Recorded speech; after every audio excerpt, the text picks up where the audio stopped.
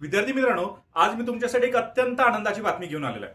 जर तुम्हाला सुद्धा एमपीएससी मार्फत कोणताही पेपर न देता फक्त इंटरव्ह्यूच्या माध्यमातून सिलेक्शन घ्यायचं असेल तर हा पूर्ण व्हिडिओ फक्त तुमच्यासाठीच आहे. तर लक्षात असू द्या मित्रांनो की एमपीएससीच्या तब्बल 6 नवीन जाहिराती प्रसिद्ध झालेल्या आहेत, ज्याच्यामध्ये संख्या असणार आहे मित्रांनो 570 जागांसाठी. आणि यांच्यामध्ये कोणकोणत्या जाहिराती आहेत त्याच्याबद्दल संपूर्ण माहिती या एकाच व्हिडिओच्या माध्यमातून तुम्हाला माहिती होऊन जाईल. तर लक्षात असू द्या, याच्यामध्ये पहिली जाहिरात आहे मित्रांनो वैद्यकीय अधिकारीची, ज्याच्यामध्ये ग्रुप बी च्या कॅटेगरीमध्ये हे पद येतं. त्याच्यामध्ये पदसंख्या असणार आहे मित्रांनो 297 आणि याच्यासाठी पात्रता मागितलेली आहे एमबीबीएस डिग्री. ठीक आहे, याच्यासाठी एकच पात्रता मागितलेली आहे एमबीबीएस डिग्री आणि यासाठी कोणताही एक्सपिरियन्स कोणताही अनुभव आवश्यक नाही, म्हणजे कोणता एक्सपिरियन्स इथे मागितलेला नाही.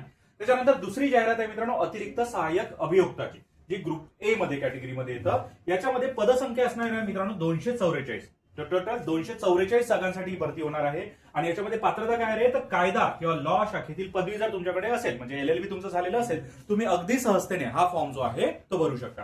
त्याच्यानंतर तिसरी जाहिरात आहे मित्रांनो जिल्हा सैनिक कल्याण अधिकारी ग्रुप ए कॅटेगरी मधली, ज्याच्यामध्ये पदसंख्या आहे टोटल 21 पदांसाठी ही जाहिरात प्रसिद्ध झालेली आहे. आणि ज्याच्यामध्ये क्लिअरली लक्षात ठेवायचं आहे की विशेष माजी सैनिकांसाठी इथे संधी जी आहे ती दिल्या जाणार आहे. विशेष माजी सैनिकांमध्ये तुम्ही असाल तर तुम्ही हा फॉर्म जो आहे सहजतेने भरू शकता.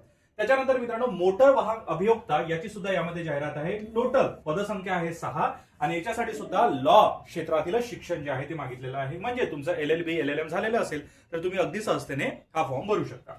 त्याच्यानंतर उपकार्यकारी आरोग्य अधिकारी, ज्याला बीएमसीच्या कॅटेगरीमध्ये सुद्धा ही भरती होणार आहे, ज्याच्यामध्ये पदसंख्या आहे 2 आणि उपवैद्यकीय अधीक्षक म्हणजे बीएमसी मध्येच ही पदभरती होणार आहे, ज्याच्यामध्ये पदसंख्या आहे 1. पण परंतु याच्यामध्ये वेगवेगळ्या जागा देण्यात आलेल्या आहेत, परंतु याची पात्रता नेमकी काय असणार आहे तर ती पात्रता सुद्धा लक्षात असू द्या मित्रांनो की पदनिहाय पात्रता दिलेली आहे. जिल्हा सैनिक कल्याण अधिकारी यांची 21 पदे आहेत, त्याच्यासाठी जर तुम्हाला फॉर्म भरायचा असेल तर त्याच्यामध्ये फक्त माजी सैनिक उमेदवार जे आहे तेच पात्र असणार आहे.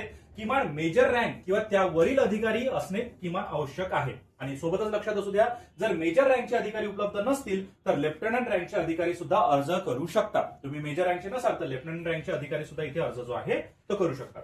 त्याच्यानंतर अतिरिक्त सरकारी अभियोक्ता जो पद आहे त्याच्यासाठी सुद्धा काय मागितलं आहे रे, फक्त लॉ ची डिग्री असणं आवश्यक आहे, म्हणजे एलएलबी तुमचं असणं आवश्यक आहे. आणि याच्यामध्ये अनुभव मागितलेला आहे 8 वर्षांचा, किमान 8 वर्षांचा अनुभव जो आहे याच्यासाठी आवश्यक आहे. आणि सोबतच लक्षात असू द्या मित्रांनो सर्वाधिक पदसंख्या या पदासाठीच उपलब्ध जे आहे ते करून दिलेले आहे सध्या तरी.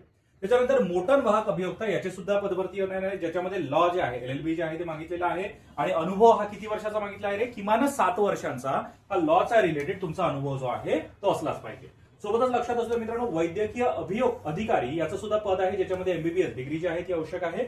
फक्त याच्यासाठी अनुभव कोणताही मागितलेला नाही, कोणताही एक्सपिरियन्स नसला तरी तुम्ही याचा फॉर्म जो आहे तो भरू शकता. त्याच्यानंतर उपवैद्यकीय अधीक्षक याचा सुद्धा फॉर्म निघालेला आहे, ज्याच्यामध्ये एमबीबीएस प्लस पदव्युत्तर पदवी म्हणजे पोस्ट ग्रॅज्युएट जे आहे तुमचं असलं पाहिजे. आणि याच्यासाठी ती जर डिग्री तुमच्याकडे असेल तर तुम्ही उपवैद्यकीय अधीक्षकसाठी फॉर्म जो आहे तो भरू शकता. त्याच्यानंतर उपकार्यकारी आरोग्य अधिकारीचं सुद्धा पद जे आहे ते निघालेलं आहे, ज्याच्यामध्ये एमबीबीएस प्लस पब्लिक हेल्थ किंवा सोशल मेडिसिन मध्ये तुमची पदव्युत्तर पदवी म्हणजे पोस्ट ग्रॅज्युएशन जे आहे ते झालेलं असावं, तरच तुम्ही यामध्ये फॉर्म जो आहे तो भरू शकता. आणि याच्यासाठी सुद्धा अनुभव जो आहे तो कंपल्सरी केलेला आहे, म्हणजे अनुभव जो आहे तो आवश्यक केलेला आहे. आता लक्षात असू द्या वयोमर्यादा नेमकी काय असेल, म्हणजे याची एज लिमिट जी आहे ती काय असणार आहे.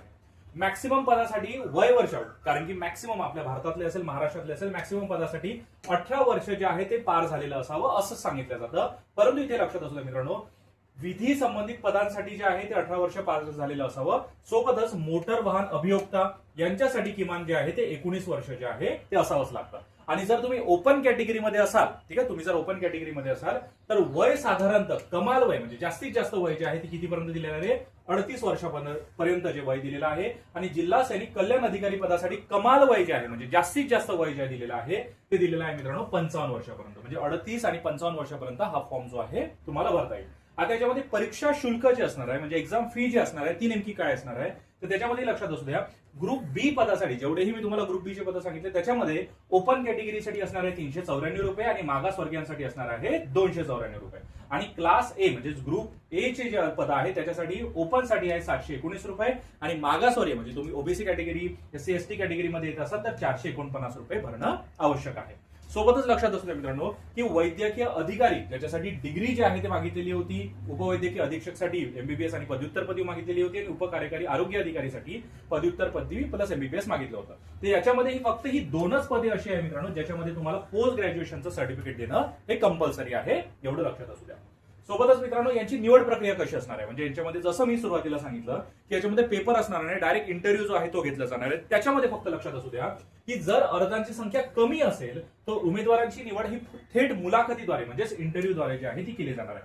परंतु अर्ज भरपूरच जास्त आले तर लक्षात असू द्या की इंटरव्ह्यूच्या आधारे अंतिम सिलेक्शन जे आहे ते होऊ शकतं. परंतु अर्जांची संख्या जर जास्तच असेल तर लेखी परीक्षा म्हणजे स्क्रीनिंग टेस्ट जी आहे ती घेतली जाईल आणि त्याच्यानंतरच पुढचं डॉक्युमेंट व्हेरिफिकेशन केलं जाईल. जर ते आता अर्जांच्या संख्येवर डिपेंड आहे की अर्जांची नंबर्स जो आहे तो ऍक्च्युअली किती ठरतोय. जर अर्ज भरपूर जास्त आले तर स्क्रीनिंग टेस्ट होईल, अर्ज भरपूर कमी आले तर घाबरण्याचं कारण नाही, इंटरव्ह्यू करून तुमचं पूर्ण डॉक्युमेंट व्हेरिफिकेशन करून तुम्हाला सिलेक्शन जे आहे ते केलं जाईल. परंतु नेमकं यांची नेमकी प्रक्रिया डिटेलमध्ये कशी चालेल, यांचा अभ्यास नेमका कसा करावा, याच्यामध्ये नेमक्या कोणकोणत्या गोष्टी राहतील, त्या अभ्यासांचा सिलेबस काय असेल, आम्हाला त्याची प्रिपरेशन कशी करावी लागेल, याची नेमकी एक्झाम कधी होईल, याच्याबद्दल संपूर्ण माहिती जी आहे ती तुम्हाला स्पेक्ट्रम अकॅडमी यांच्याकडून मिळूनच जाते. म्हणजे नेमकं प्रिपरेशन कशी करायची आहे, नेमका पेपर पॅटर्न कसा असेल, आम्हाला सिलेक्शन तिथे घ्यायचं आहे तर त्याच्यामध्ये नेमकी प्रक्रिया काय असेल, याच्या संदर्भात संपूर्ण माहिती तुम्ही स्पेक्ट्रम अकॅडमीच्या माध्यमातून जी आहे ते घेऊ शकता.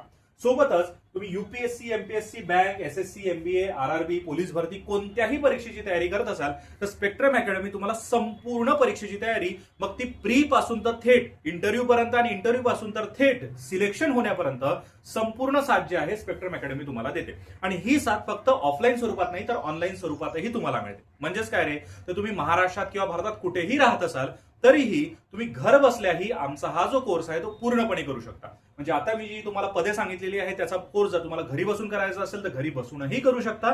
परंतु तुम्हाला जर इथे येऊन म्हणजे इन्स्टिट्यूटमध्ये येऊन जर तो पूर्ण कोर्स करायचा असेल तुम्ही तो इन्स्टिट्यूटमध्ये येऊनही करू शकता. म्हणजेच काय, तर तुम्हाला ऑनलाईन आणि ऑफलाईन अशा दोन्ही मोडमध्ये या बॅचेस जे आहे अवेलेबल होऊन जातात. आणि या बॅचेस तुम्हाला इंग्रजीमधून करायचे असेल तुम्ही इंग्रजीमधूनही करू शकता आणि मराठीमधून करायचे असेल तर मराठीमधूनही या बॅचेस जे आहे तुम्ही कंप्लीट करू शकता. कारण की दोन्ही माध्यमातून प्रशिक्षण देण्याची सोय जी आहे आमच्याकडे उपलब्ध आहे. सोबतच लक्षात असू द्या मित्रांनो, इथे सराव टेस्ट जे आहे त्या सुद्धा चालतात. म्हणजे ऑनलाईन आणि ऑफलाईन टेस्ट सिरीज, म्हणजे नेमका पेपर कसा होणार आहे, पेपरमध्ये नेमके क्वेश्चन जे आहे ते कोणत्या पॅटर्ननुसार येणार आहे, नवीन पॅटर्ननुसार काय काय चेंजेस झालेले आहे, त्या सगळ्या गोष्टी ज्या आहे ऑनलाईन आणि ऑनलाईन टेस्ट सिरीजच्या माध्यमातून तुम्हाला कळून येतात. सोबतच एक्सपिरियन्स टीचर सुद्धा इथे आहेत आणि सोबतच पेपर सोडवण्याची जी कला असते, पेपर सोडवण्याच्या ज्या विविध टेक्निक्स असतात त्या सुद्धा तुम्हाला या कोर्सच्या माध्यमातून, ज्या शॉर्टकट्स असतात या कोर्सच्या माध्यमातून ज्या आहे त्या शिकवल्या जातात.